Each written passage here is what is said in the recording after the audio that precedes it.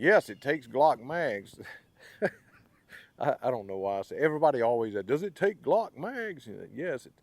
Anyway, I'm out here at the range today with my Stealth Arms Platypus. It has been 8 days since I purchased this and have not put a single round through it until today. And that is insane for me. But the day after I purchased it, our oldest daughter gave birth to our third grandchild, a little girl. And so we was with that for 3 or 4 days. And then when I finally was able to get out to the range, I got my hands on the MC9 Prime. And of course, everyone had been asking about that. So I got right on reviewing that. Told my wife, I said, I'm not going to film anything today. I just want to shoot my platypus. I'm going to go out there and shoot it. So I put two 17-round magazines through it after putting a couple rounds through it, zeroing my SRO. And after putting those two mags through it, I'm like, man, it's just super fun to shoot these guns, these platforms. And so I was like, you know what? It hasn't rained. It is low light. My camera has been jacking up recently in low light, so I hope the picture is good. If it's not, I apologize. But I want to share this with everyone else. Before I get started, just want to extend the offer, as always, to know Jesus Christ as your Savior. If you have never been told that because of one man we were born into sin and we needed a Savior, and God took on flesh in the form of Jesus Christ, came to the earth, lived a perfect sin-free life, went to the cross, shed his blood as payment for our sin, and all we have to do is accept that or be eternally separated from our Creator. If you've never heard that, you don't know, or you have questions, reach out to me in the comments section or gsquaredtactical@gmail.com. Be more than happy to share the good, the great news of the gospel of Jesus Christ with you. It'd be the most important decision you'll ever make. Today is the day of salvation. Either way, I got the all black, okay? Everything on it except for the front sight is black. I know they're notorious for their color schemes, okay? And I did kind of like, even though I typically don't get into that thing, I did kind of like their Miami Dolphin color scheme they had, but the only one they had in the store that day was one that had been kitted out with a SRO and a streamline, and I just didn't want to pay $1,000 more for items I had laying around at home. So I ended up with the all black one. I don't regret that at all. As you can see, the thing was a tack driver. I really believe I could have kept my group tighter than that. I guess I got camera shy, but when I was going between all the targets, I only missed one. Ain't that a shame? I missed one on the Texas Star, but again, this is the first day I've shot it. Other than 2 magazines when I was zeroing the dot, just having a little bit of fun, not planning to film, you have saw me get used to it. You saw me have a couple of dips of death. You saw me riding the slide lock in one where the slide didn't lock back. So you know, and I like that. I like that it's genuine. In my opinion, you get to see me getting used to the gun just like you would out at the range. Okay, you go out to the range, you shoot a gun, you have your friends come out with you next time, and you get to show them how awesome you are with the gun, but you've already practiced, you know. So you get to see me getting used to the gun, but the more I shoot it, the more deadly accurate I am with it, the faster I am able to shoot with it. And it's just been an awesome, awesome, fun gun to shoot today. What you saw and the couple of magazines that I put through it, and then the magazine that I'm going to put through it here in a second, will be somewhere in the neighborhood of 167 rounds. It has not slowed down at all like the LFA did. And having just recently reviewed the LFA, looking for that budget-friendly, what people say, introductory to the 2011 platform, entry level. Listen, I consider the Thesis DS 1911 and the Mac 9 as a entry level. That's what I consider an entry level. Why? Because it costs $500 or $600, and I'm telling you, anyone that wants to meet me somewhere at an indoor range or something with their LFA 2011 or 1911 double stack, I'll bring my Mac 9 or my Thesis. You pick whichever one you want me to bring. Thesis made both of them, and I'll run circles around you with your LFA. Because so you're talking about $500 or $600 versus $1,000, and they call the $1,000 one an entry level, right? Everyone told me, well, you need to run 124 through the gun. By the way, everything ran through it today was unplated 115 grain ammunition. Okay, I did not run any 124 through this, and it has not been oiled, it has not been cleaned. Everyone said, well, it's natural for a ported gun. The LFA was a ported gun. It's normal because of the match grade and how tight they are and the tight tolerances on these guns. You know, after about 90 or 100 rounds, they start slowing down, you know, especially the ported ones. You know, you need to run some 147, some hot stuff through it. Funny thing is, it malfunctioned the most with the 147. Ain't that funny? But either way, I just bought the MC9 Prime, okay? 3 ports, 3 huge ports in the barrel. Didn't put a drop of oil in it, no cleaning. My hand to Almighty God, that's true. No oil, no cleaning. To my knowledge, I have not even taken the slide off of the gun. Maybe I did, I don't remember. But it has not been cleaned or oiled, and if anything, it might be faster right now than it was when I started. So I'm not buying the crap about them slowing down. You could physically see the slide slowing down on camera on the LFA the closer I got to 90 or 100 rounds. Okay, this one has not slowed down at all, shooting just as fast and good as it was from the first round to what will be the 167th round. Okay, the front serrations, they're functional.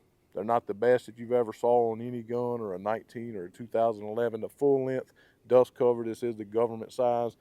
I do really like that look. I just think that full length accessory rail or dust cover is a beautiful, beautiful look. It is vented in each side of the slide, fiber optic green on the front. Wish it was a red or an orange. You know, I like those. The serrations are functional. The slide is so smooth that you really don't even need them. I can pull it back here from the vintage section. I can pull it from the optic. The slide is just phenomenally smooth. So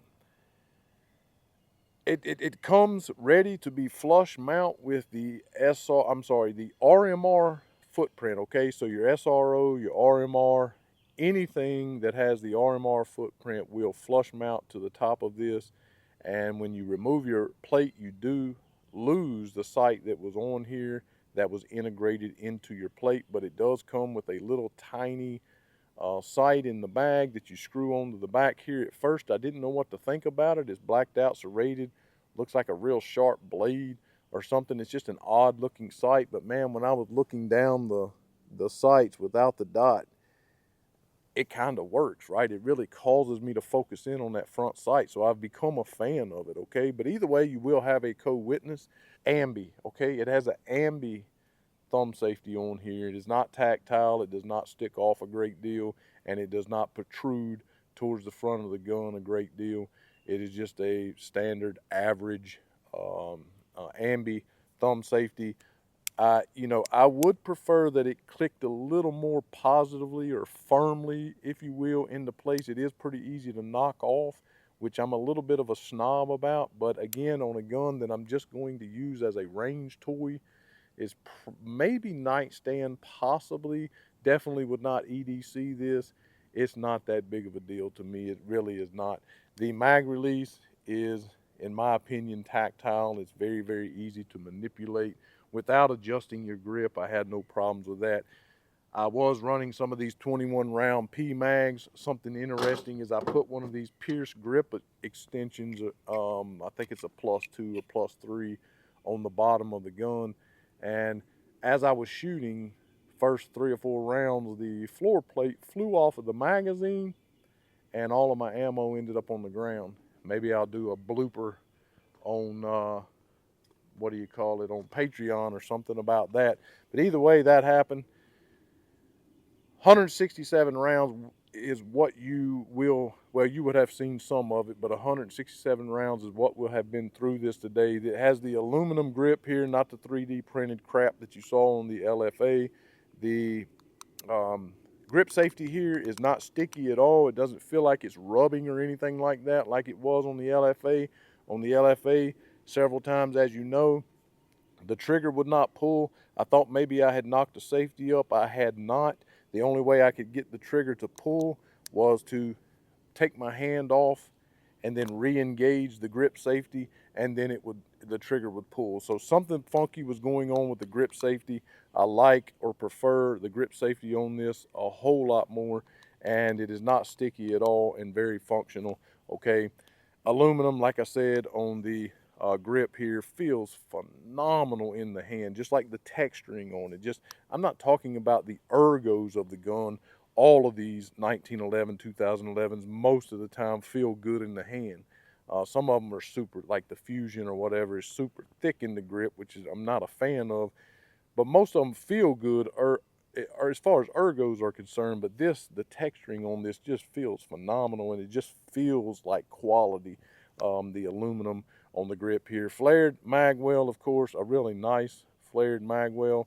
In fact, and that also helps keep my grip high and tight. I really, really like that. Match grade, of course, it is really tight. And speaking of that, on the LFA, everyone said, well, they're tight, it's ported. After 90, 100 rounds, it's going to get sloppy. You're going to have to clean it, yada, yada, yada. Listen, go back and watch the LFA videos that I've done, and watch and listen when I wiggle the back of the slide on that gun. In no way was that thing tight. The fitment was not tight at all. So you would have thought that would have made it been more reliable, being sloppy like an old Glock or something. It was not tight at all, okay? This one, the rear here, I'm not able to move the rear at all. I can't physically see it with my eye, and I can't feel it. The front has a little bit of movement on it, side to side, but it is a super overall tight fitment on this gun.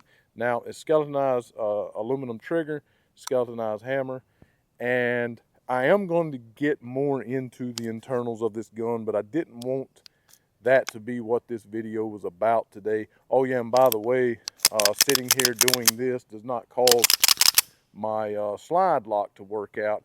In fact, when I attempted to take the takedown lever, slide lock lever off or out of this gun, I had to get my little plastic hammer and tap it to get it to disengage, to get it out. You know, as on the LFA, I was able to do this right here and get it in the right spot and just shake the gun, and the slide lock or takedown lever would fall right out of there, okay? Not the case on this one. Very tight fitment, very well done, feels like quality in the hand. Again, you did see a couple dips of death. You did see me riding the slide lock a little bit.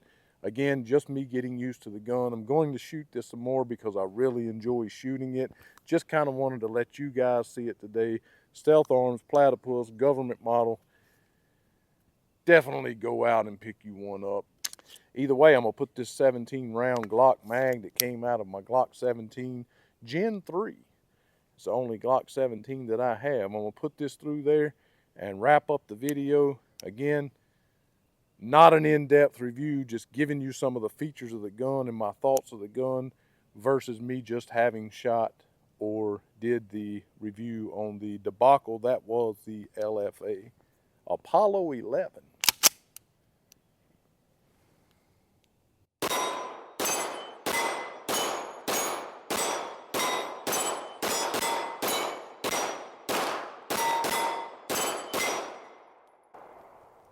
The curse of the last magazine.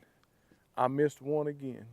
It's always the curse of the last magazine. But I tell you what, 167 rounds, I'm getting way better with this gun, and it's going to be a blast to shoot. 167 rounds has not slowed down at all. I'm not going to clean the gun. I'm going to keep running the 115 grain ammunition through it because I have something to prove, just like with the Canik MC9 Prime that has 3 ports in it and has not been cleaned, 300 rounds still running.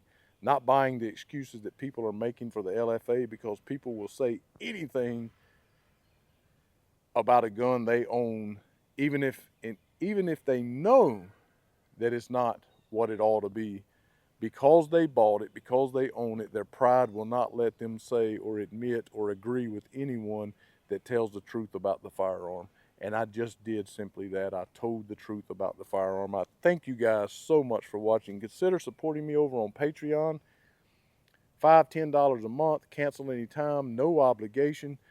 You can also go over to our website, gsquaredtactical.com, pick up some hats, click on the 3 lines in the corner. You can support us there monetarily as well.